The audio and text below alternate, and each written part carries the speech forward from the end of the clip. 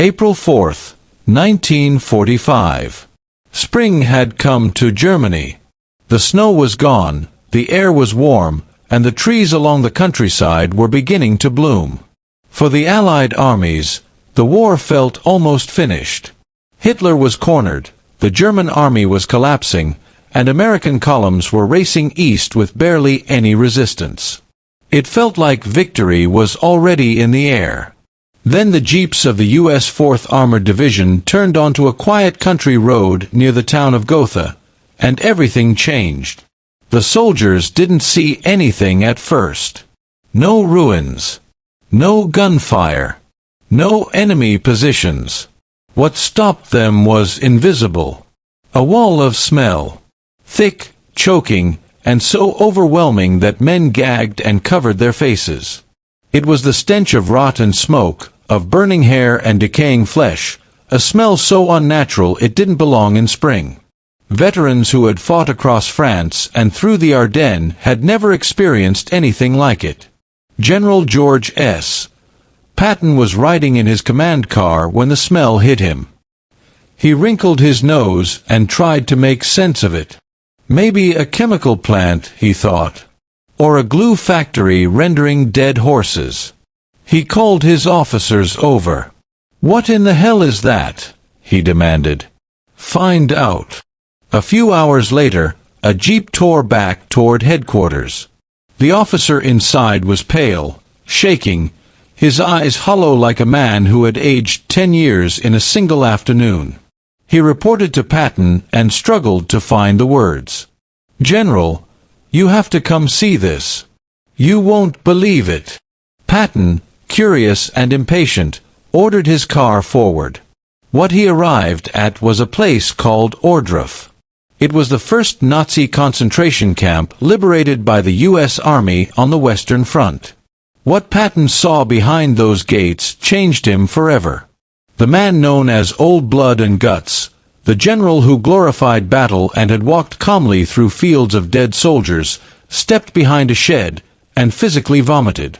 He had seen thousands of bodies in war, but this was different. This was not combat. This was murder. After the sickness passed, something colder replaced it. Rage. Not the hot anger of battle, but a deep, controlled fury that terrified the men around him. Patton didn't just want the prisoners freed. He wanted justice. He looked toward the neat, orderly town nearby. He saw German civilians peering from behind curtains, pretending nothing was happening. And then he gave an order that would echo through history. "Round them up," he said. "Bring the mayor. Bring his wife. Bring the baker. Bring the butcher. They say they didn't know. Well, they're going to know now." Ohrdruf wasn't a massive extermination camp like Auschwitz. It was a subcamp of Buchenwald. But it was a nightmare in miniature. By the time American tanks rolled up to the barbed wire fences, the SS guards had already fled. Before running, they tried to erase what they had done. Prisoners too sick to walk were machine-gunned where they lay. Bodies were dragged into a shed and piled like firewood.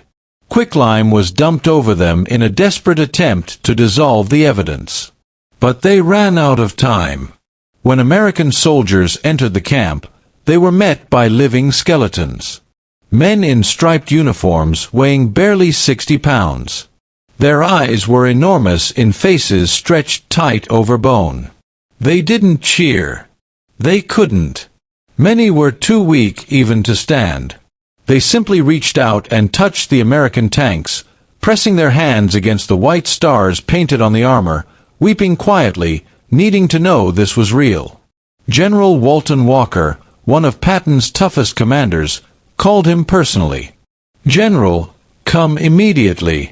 Patton arrived again, this time with General Omar Bradley and General Dwight D. Eisenhower. These were the three most powerful men in the American Army. Men who had ordered invasions, sent millions into battle, and lived with death every day. They believed themselves hardened beyond shock. They were wrong. Patton entered the gates first, helmet polished, riding crop in hand, looking every inch the conqueror. But as he walked deeper into the camp, his posture changed. The swagger disappeared. His shoulders stiffened. They came to the roll call square. Bodies were stacked there, 20, 30, 40 at a time. Naked, emaciated, shot in the back of the neck. Patton stopped and stared. "My God," he whispered. A survivor crawled toward him, barely human, skin stretched over bone. The man tried to kiss Patton's boots. Patton stepped back gently, helped him to his feet, and tears filled his eyes. Then they entered the torture shed. Inside was a whipping block, the wood darkened by old blood. Hooks lined the walls where prisoners had been hung by their necks until they suffocated. A camp guide, a prisoner who spoke English, explained how the guards beat men to death for amusement. Eisenhower turned white. Bradley couldn't speak at all. Patton's anger radiated off him like heat. He walked to the back of the shed. His aides saw his shoulders heaving as he vomited again. When he returned, his voice had changed. It wasn't the voice of a battlefield commander anymore. It was the voice of a prosecutor.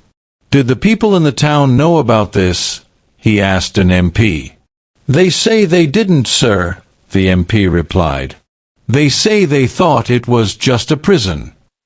Patton laughed, a dark, bitter sound. "They didn't know. The smell alone covers the whole county. They knew." Without waiting for Eisenhower's approval, Patton took control. He summoned the provost marshal and pointed his riding crop toward the town of Ohrdruf. A picturesque medieval town. Clean streets. Flower boxes in the windows. 2 miles from piles of corpses. "Go into that town," Patton ordered. "Find the mayor, his wife, every leading citizen, bankers, doctors. Bring them here." "What if they refuse, sir?" an MP asked. Patton rested his hand on the ivory grip of his revolver. "They won't. It wasn't in any rulebook. This wasn't a firing squad or a tribunal. It was forced witnessing." Patton wanted to destroy denial. He wanted to grind their faces into the truth they had ignored. The next morning, trucks rolled up to the camp gates.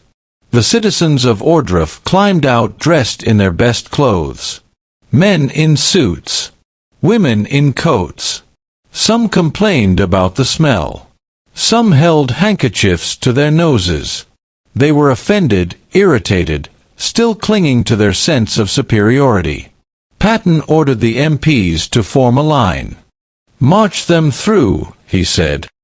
"Don't let them look away." They were brought to the first pile of bodies. The talking stopped. The complaints died in their throats. Only the buzz of flies filled the air. Some gasped. One woman fainted. The MPs shoved them forward.